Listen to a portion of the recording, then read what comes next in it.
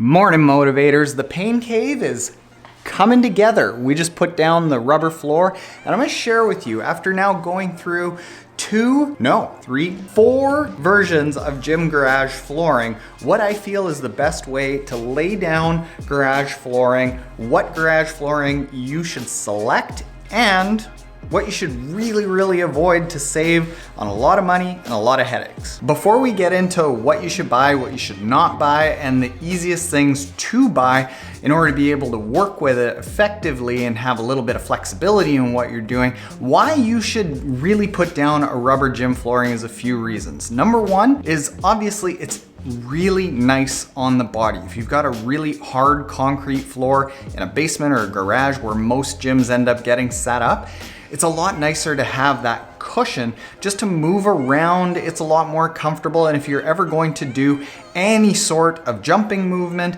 it's very necessary. If you're gonna put down any equipment like a Zwift setup like I'm gonna have there, a treadmill here, you need something that's going to absorb all of that shock and that chatter, or the entire house is going to rattle and all of your loved ones are not going to be very happy with you. In addition to that, this is a really big thing for me. It might be a little bit echoey in here for you, but once we actually lay down this flooring, the echo level comes way down. Rubber flooring, in my opinion, phenomenal for taking the echo level down in a certain area. Now, you might think, why do I really care about that if I'm not making videos? Well, just from a stress standpoint, we're gonna put so much stress on our body in the gym with the Zwifting, with the treadmill running, with the weight training, with whatever you're doing in here, that we do enough that's stressful to our body that we don't need to add on a lot of additional frequencies around. And depending on who you are, if you're somebody like me who's fairly sensitive to noise, bringing that echo level down is actually really good for calming your system. So from a practicality standpoint, very important, and then just from a, being healthy kind of standpoint, also important. Let's go back down to the floor. Let's start off with what you don't need. Certainly what you don't need, unless you are a gym that specializes in Olympic lifting, is an Olympic lifting mat, like one of these really big, thick mats. I actually started out with a makeshift version of this, thinking this was absolutely necessary for the weightlifting that I was doing, because I'm a really big believer in concentric deadlifts and dropping the weights at the top. I know all of you hate that when I do it, but there's a lot of science behind it. The reason that you don't need this is that it's overkill, so you're gonna pay a lot. You can get away with a lot less for your average home gym.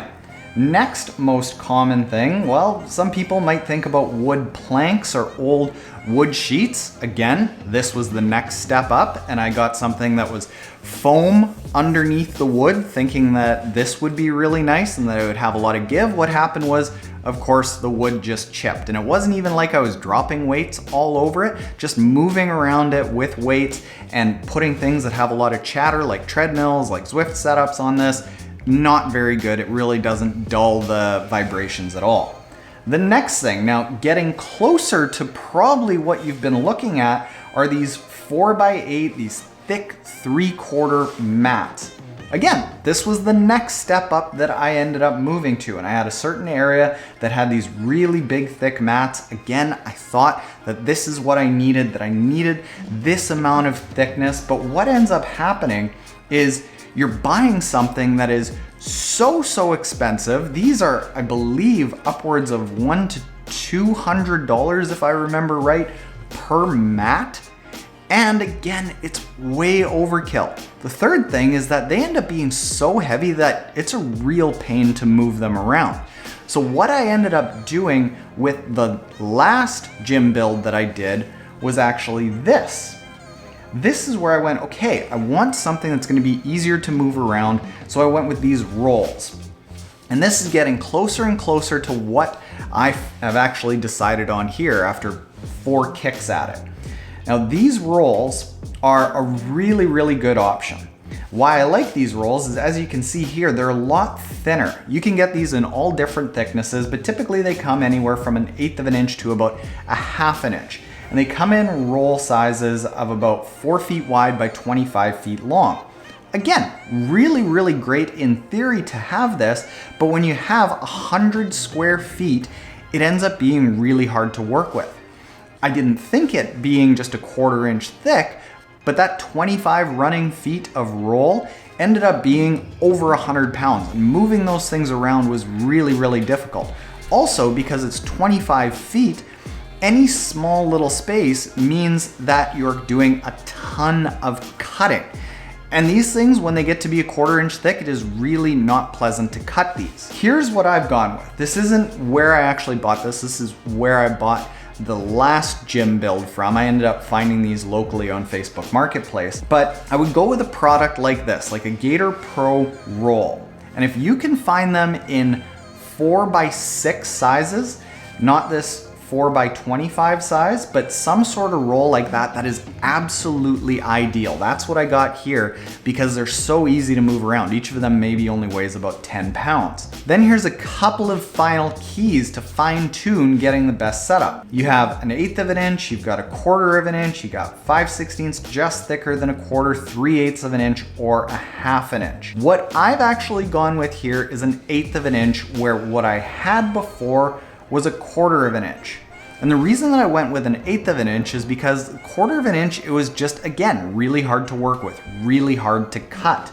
The 1/8 of an inch, it isn't providing as much cushioning, but as I started using this 1/8 of an inch when I was testing it out from the people that I bought it from, I was like, you know what, I think this is probably going to be good for coming in here at most 5-6 times a week for a little bit of time. It's really only once you start getting into really high traffic areas that I feel you need any of the thicker stuff. Finally, the last thing, and this is really important, don't go with just flat black. Even though it's going to be the cheapest option, there's a reason for that. The second I laid down the first roll in the old gym, it was instantly dirty.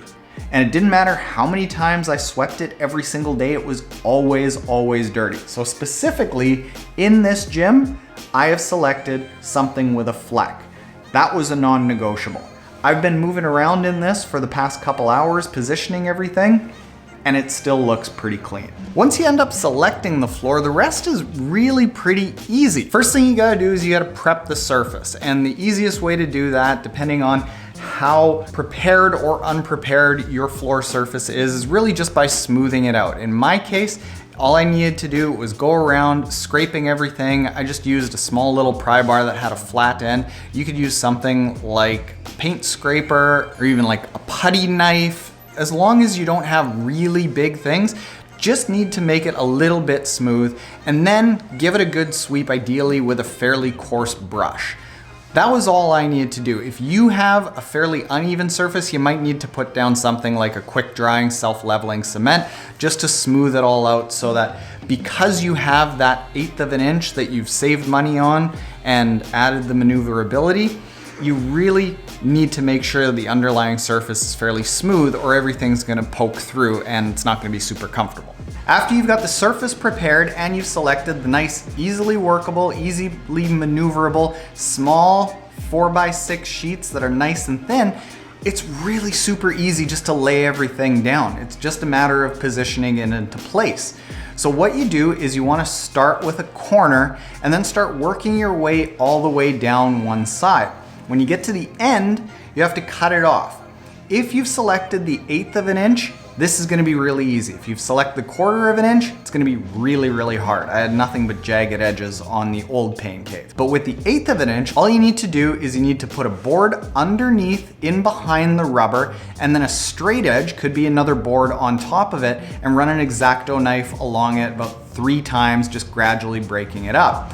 If you're cool with sacrificing the end of an X-Acto knife, which really you should be doing, you can cut on concrete and it's not really gonna damage the concrete, and it's actually gonna make things a lot easier because you only need the one board on top and you can just press that down into the ground. You do wanna stagger the joints a little bit where everything meets up, so what you can do is as you run something all the way down one end and then cut off at the end, you use the cutoff from that end to start the other end.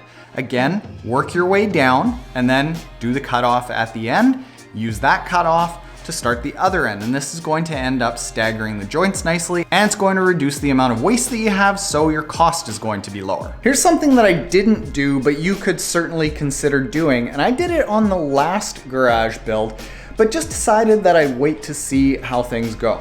If you come down here, you're not gonna be able to see it, but the first thing that NTK noticed when she came in here is waves and wrinkles. Well, that was fully expected. As you start maneuvering things, it's not gonna lay down perfectly flat.